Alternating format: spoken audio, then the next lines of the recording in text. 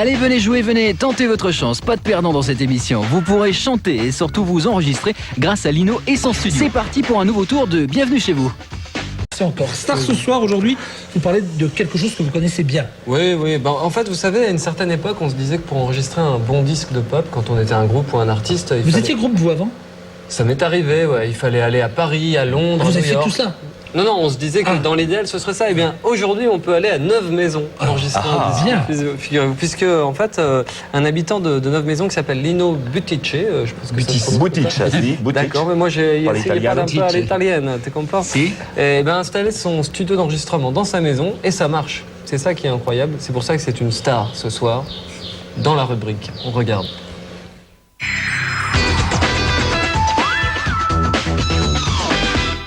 Quand on a autant de boutons que ça, c'est qu'on travaille dans un studio d'enregistrement ou qu'on le possède. C'est le cas de Lino Buttice, auteur, compositeur et producteur. Son studio, c'est chez lui qu'il l'a installé. Et au fait, Lino, depuis combien de temps t'enregistres chez toi?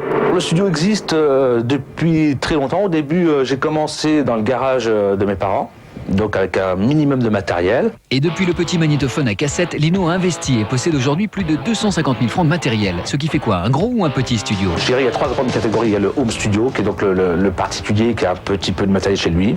Home studio. Ensuite, il y a le petit studio ou gros home studio. Donc, petit studio, c'est ici. Donc, on est dans un petit studio.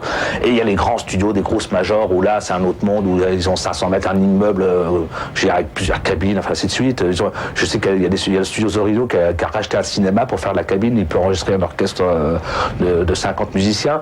Donc là, c'est un autre monde.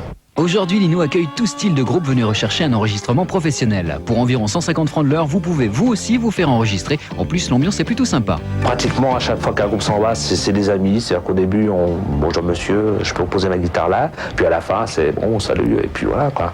Donc il y a une convivialité, je dirais. Je pense que c'est ce qui fait un petit peu la particularité de ce studio, c'est qu'il n'y a pas ce côté en grosse entreprise comme on trouve dans les gros studios parisiens.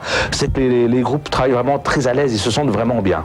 Alors, avis aux amateurs de musique, pour une petite séance d'enregistrement, il vous suffit simplement de pousser la porte du garage de Lino à Neuve-Maisons. Pas mal. Et ben voilà.